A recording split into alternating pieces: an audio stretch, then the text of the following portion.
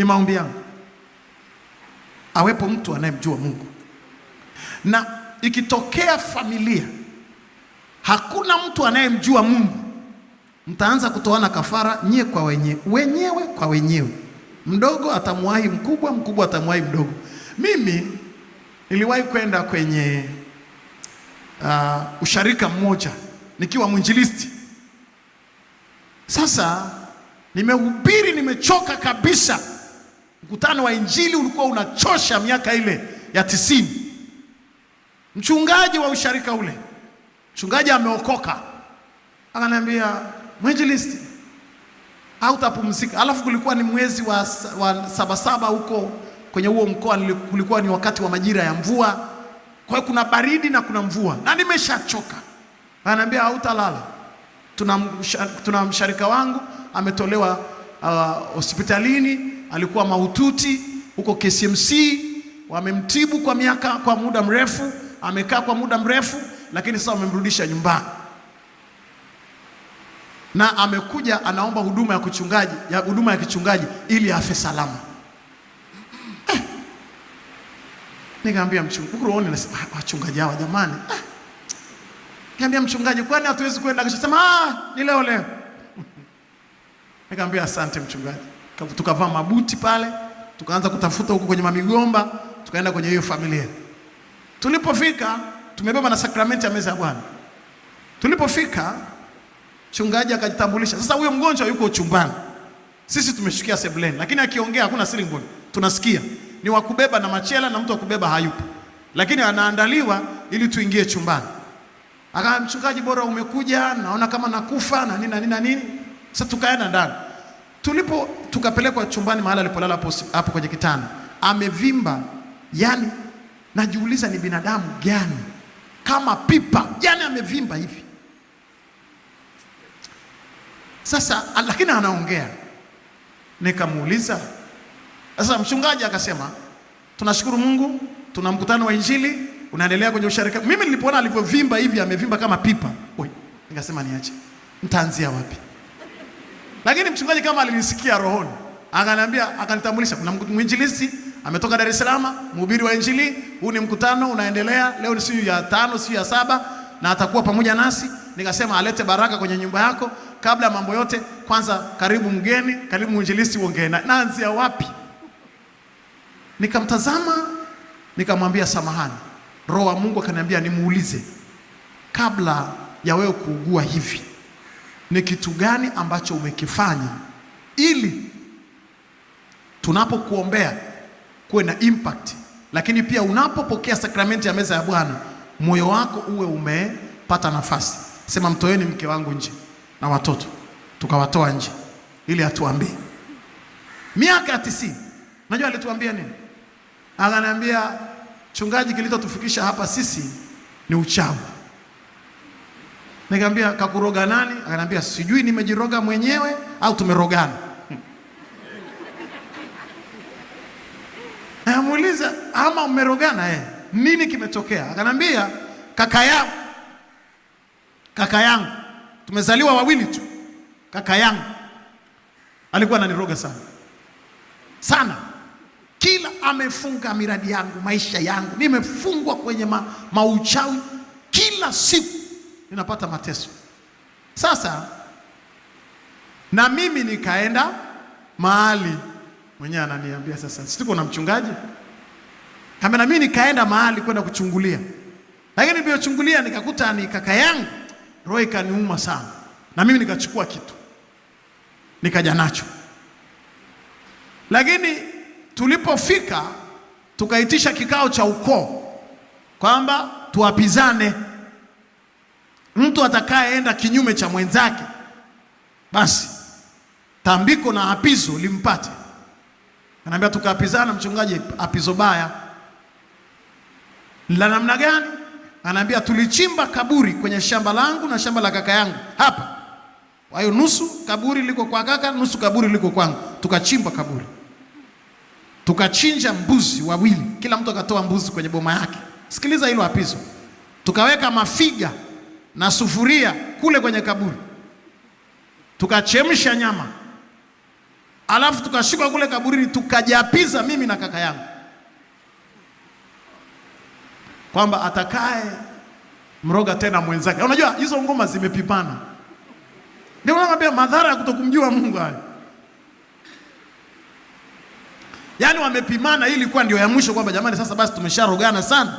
Basi tuishie hapa kwa leo. Yaani mchezo uishie hapa. Wanasema atakaye kuja tena kumroga mwenzi basi kaburi hili litakuwa nyumba yake na atazikwa katika maumivu makubwa. Kwa hiyo anasema wakamaliza kutoka kule kwenye kaburi na ile nyama wakala, wakapizana mle, lakini sufuria na mwiko na vitu vyote na mafiga na the rest, zile nyama, ile nyama ikuliwa na mtu mwingine, walikula wawili tu, na the rest wakafukia mle kwenye kaburi, na tumbo la mbuzi wale wawili wakafukia mle. Kwa hiyo akasema ikitokea mtu amemgeuka mwenzake atapooza, dalili zitaonyesha atapooza kuanzia hapa kwenda mpaka kwenye wayo wa mguu, lakini kichwa kitabakia. Wakafukia, wakawekeana agano na hizo dalili za kuvimba na vitu kama hivyo. Sasa kaka yake akaanza akavimba, akafa. Sasa amebaki mdogo mtu, na yeye anaona anakufa, lakini anakufa bila kutubu kwa mchungaji. Kwa hiyo ametuita kwa ajili ya toba, na akaeleza hayo. Akasema sasa, nikamwambia sasa, wewe kama huku kaka yako alirudiwa, alienda kweli, akaenda akarudiwa na akafa, wewe si hukwenda? Anambia hata nilikuja kwenda.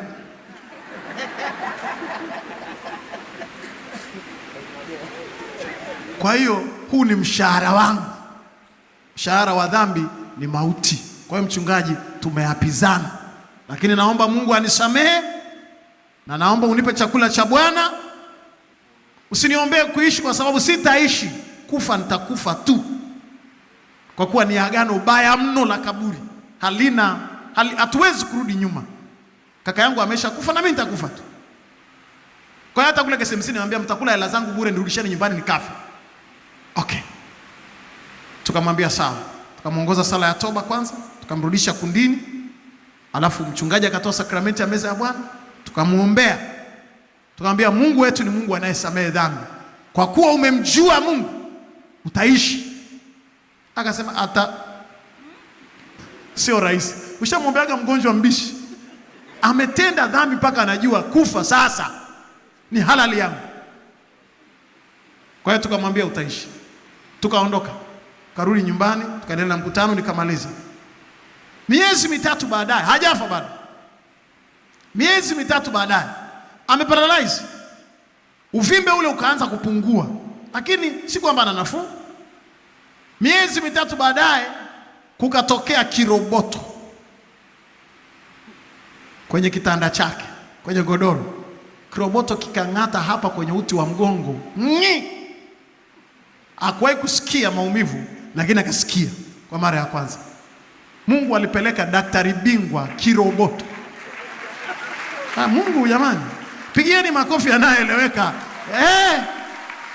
Sio lazima upelekwe India. Mungu akituma daktari kiroboto, sawa. Wachaga wa Marangu, kiroboto kang'ata hapa kwenye uti wa hapa, kisawa sawa, akashtuka. Kikang'ata tena, asema kusikia nasikia, lakini mkono nani atanisaidia kuondoa? Kiroboto kikang'ata tena. Anasema kikang'ata tena. Nyie hamjui viroboto, sasa mmekulia mjini. Wachache tunajua ambao ni library ya Afrika. Sisi ni mabaki wa Afrika bwana. Hebu punga mkono kama kuna mabaki. Wako wapi wanaojua kiroboto na kinavyong'ata vibaya? Wachache ndio mabaki ya Afrika sisi. Nyie mnajua viroboto, mtavijulia wapi? Mkulia Masaki, Michael Chen. Siku hizi Michael Chen haiti tena Michael Chen, naitwa Michael China. Shauri yenu. Halo, kiroboto kikang'ata tena. Akasema, akaita mke wake mara ya kwanza aje amsaidie. Mke wake alikuwa mbali, hakuja. Kaita mara ya pili, hakuja. Mara ya tatu yani akang'atwa tena vibaya mno. Akasema, ningekuwa na mkono Mungu kama zamani ningejikuna mwenyewe, lakini siwezi. Akang'atwa tena, akainua mkono huu ukaenda. Akaona akapiga yowe. Mke wake alikuwa huko kwenye shamba huko mtoni huko anatafuta chakula cha ng'ombe. Akapiga yowe. Akapiga yowe ya pili. Akapiga ya tatu. Akaona ameketi. Akaona anaondoka. Akasimama. Akatembea. Akapiga yowe zaidi. Sasa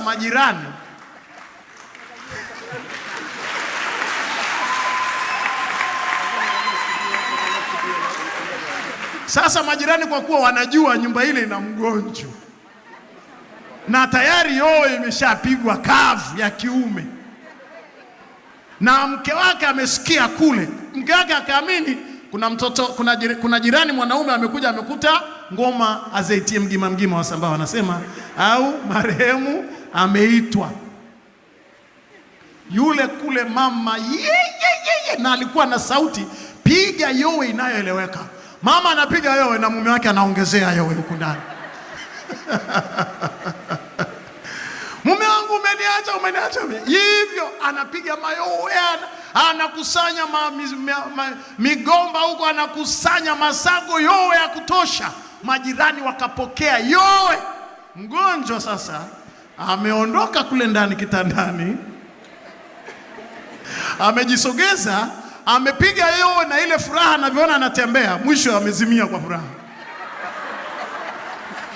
Na ameenda kuzimia kwenye mgomba, kwenye shina la mgomba. Hapo ndipo ngoma imeenda kuzimikia, imepumzika kwanza. Haja rest in peace, ila tu ame relax in heaven.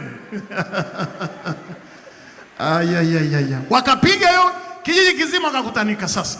Unajua yowe zinapigiwaga nje. Wamepiga yowe, wamejivuruga, watoto wamelia. Alafu sasa wakaingia ndani, marehemu hayupo kitandani. Angalia marehemu chini ya uvungu, hayupo. Angalia marehemu hapa. Yowe ya pili ikaanza, hayupo, ameibiwa. Alafu kelele zilivyozidi, marehemu akapata ufahamu. Akazinduka, akainuka, akasema,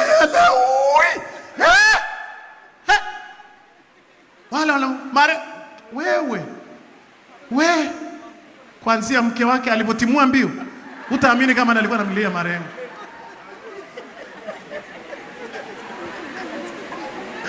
Jamani, msikimbia. Asema hapana, wote hao watu wote wametimua mbio, wote wametawanyika within a second. Kwa nini? Marehemu yuko hai. Kukawa na kibarua cha kuita. Bahati nzuri kelele zile, na mchungaji akaja akaombewa. Yule jamaa mpaka kesho ni mzima, hajambo kwa Bwana.